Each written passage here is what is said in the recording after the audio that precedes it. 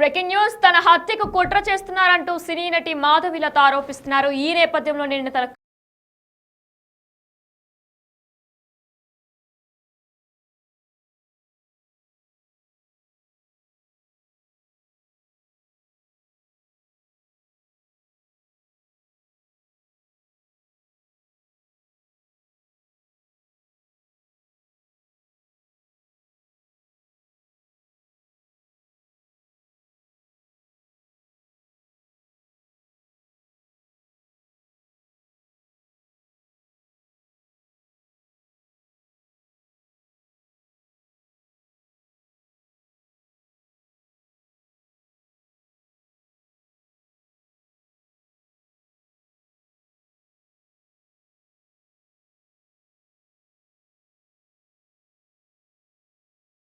అప్పటి నుంచి కూడా మాధవిలత డ్రెస్సింగ్ పై కూడా జేసీ కమెంట్స్ చేసుకొచ్చారు. దాని తర్వాత కూడా క్షమాపణలు చెప్పారు ప్రభాకర్ రెడ్డి. అయినా సరే జేసీని వదిలిపెట్టేది లేదని కూడా మాధవిలత చెప్పుకొచ్చారు. ఇటీవల ఫిలిం ఛాంబర్ లో ట్రెజర్ శివబాలాజీని కూడా కలిసి ఆమె కంప్లైంట్ చేశారు. సైబరాబాద్ కమిషనర్ కు కూడా మాధవిలత ఫిర్యాదు చేశారు. ఇదే అంశంపై మరింత సమాచారం మా ప్రతినిధి శ్రీపాల్ అందిస్తారు. అయితే శ్రీపాల్, తన కార్కి స్క్రాచెస్ పడ్డాయి, కానీ తనకేం కాలేదు, ఎవరో పెద్దవాళ్ళు వెనకుండి చేస్తున్నారని కూడా ఆవిడ చెప్తున్నారు. డీటెయిల్స్ ఏంటి?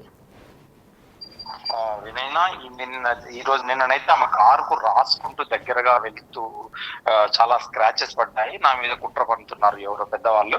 ఖచ్చితంగా ఇది నాకు ప్రాణభయం ఉందని చెప్పేసి కూడా ఖచ్చితంగా చెప్పడం జరిగింది. ఎందుకంటే ఆమె గతంలో ఒక పొలిటీషియన్ తోని అనంతపురం ఇష్యూ ద్వారా ఆమె గతంలో కంప్లైంట్ చేయడం జరిగింది.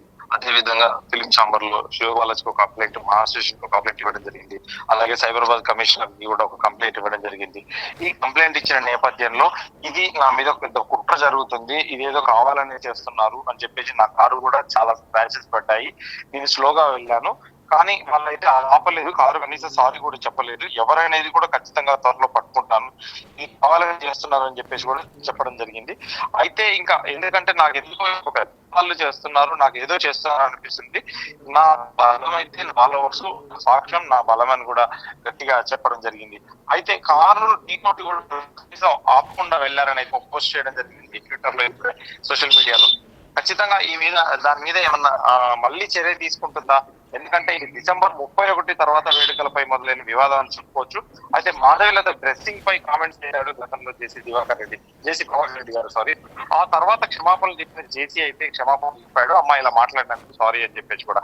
అయినా కానీ ఆ క్షమించడం అయితే నేను తీసుకోను, ఆ క్షమించడం ఎవరికి కావాలి అని చెప్పేసి కూడా ఖచ్చితంగా చెప్పడం జరిగింది. అయినా జేసీని వదిలిపెట్టలేదన్నది కూడా మాధవిలత అయితే చెప్పడం జరిగింది.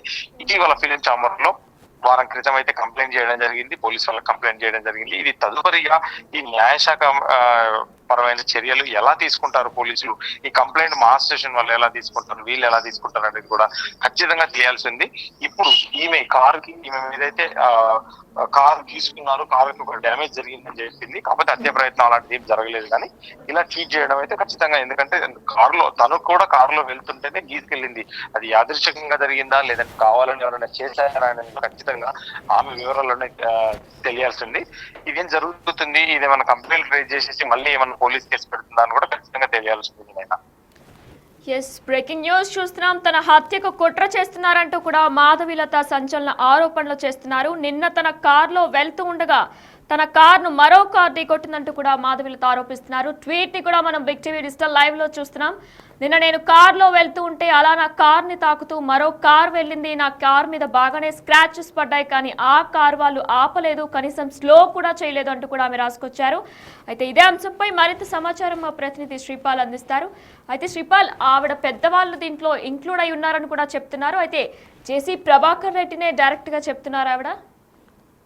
అంటే తన పేరైతే ఎక్కడ ప్రస్తావించడం జరగలేదు. కొంత పెద్దవాళ్ళు అయితే నన్ను ఇబ్బంది పెడుతున్నట్టుగా కనిపిస్తుంది.